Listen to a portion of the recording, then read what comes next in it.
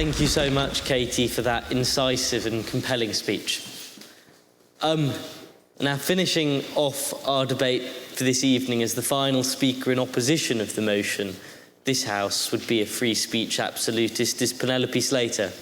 Penelope is a second-year law student from Girton and our head of publicity at the Cambridge Union. Penelope, you have the ears of the House.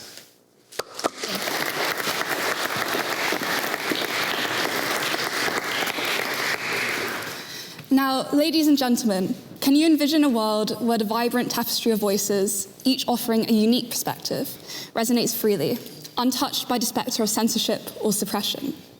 This vision encapsulates the essence of free speech absolutism, an ideology that upholds unrestricted expression as a cornerstone of democracy.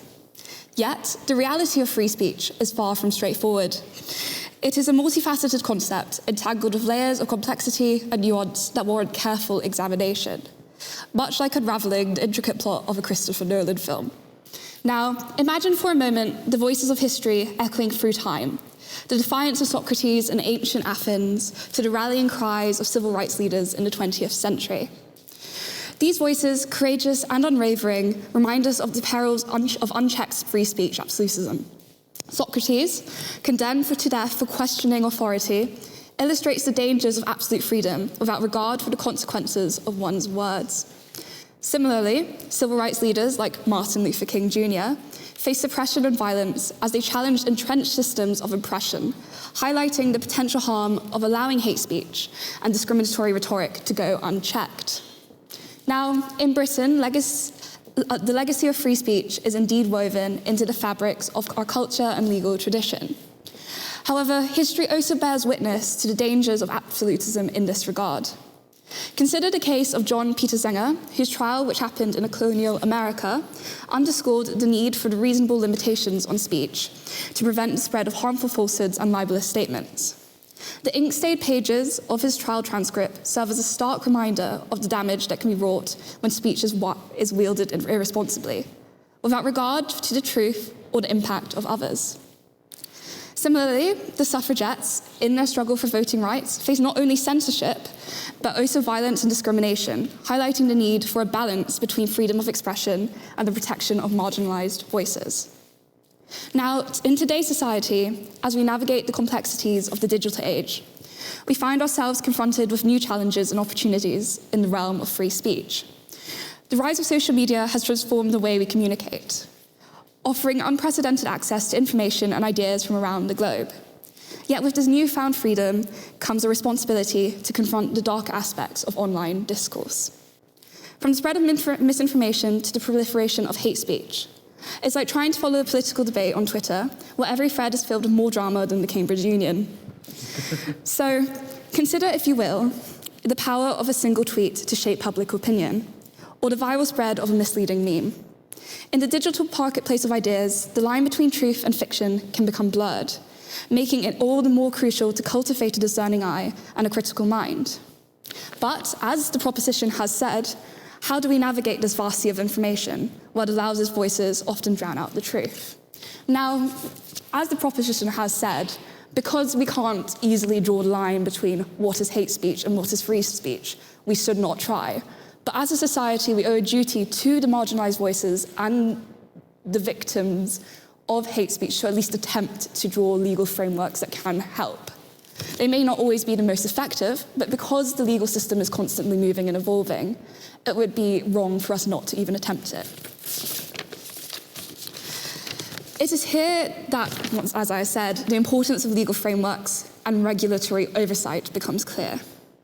Just as we have laws to protect us from physical harm, as the proposition has frequently brought up, so too must we have laws to protect us from harm that words can inflict.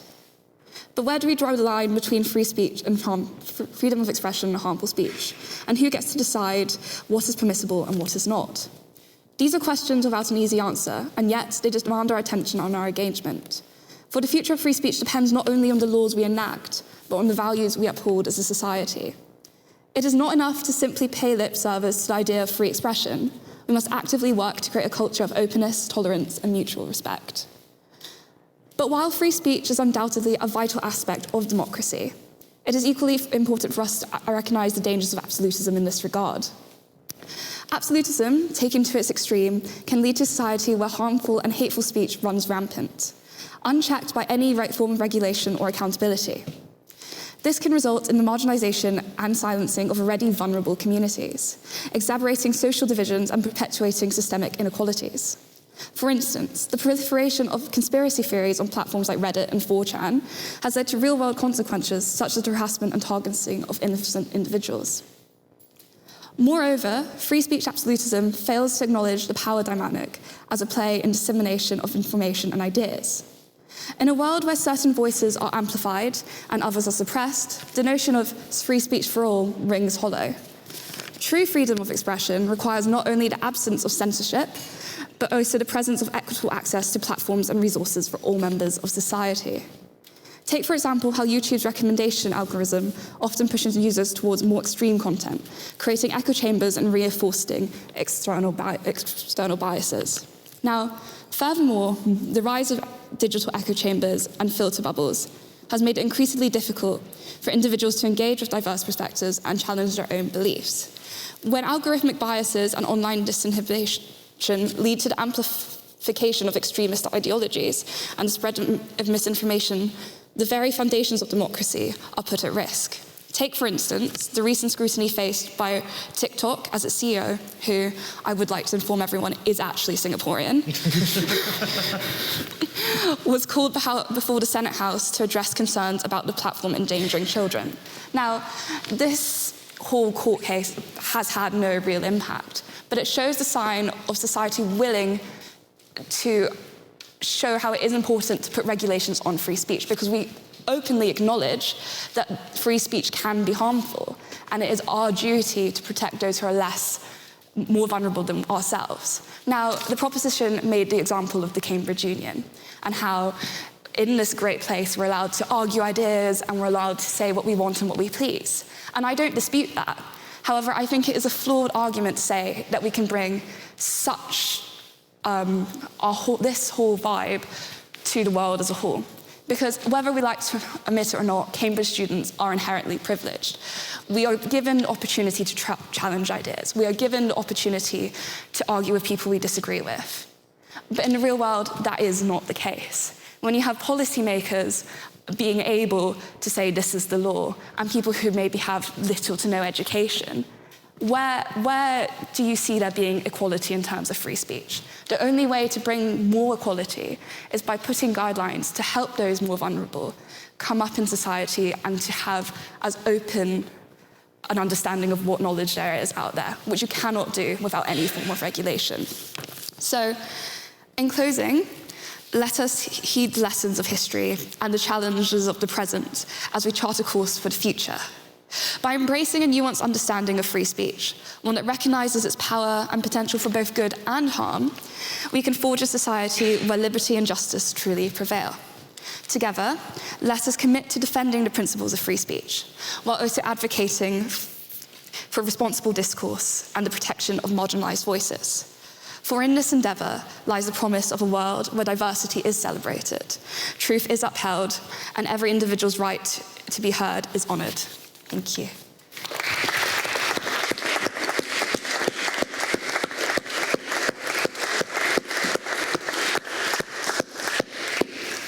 Thank you so much for that fascinating speech, Penelope, and a wonderful note to end it on this evening. With a lot of food for thought for both parties. Could we please give our paper speakers one last round of applause?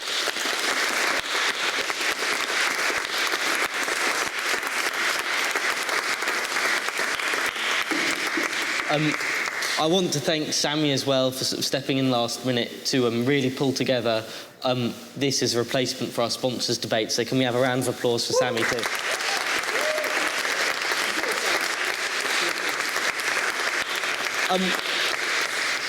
We'll be resuming next week to the standardised format of a mix between student and external speakers with This House Believes in a United States of Europe. So I'm looking forward to seeing you then. Just as a reminder, if you wish to abstain, it's just through the centre, as Katie pointed out. The aye doors are there, the no doors are there. We vote with our feet, as always, and I'm looking forward to seeing you in the bar. Have a lovely week, people.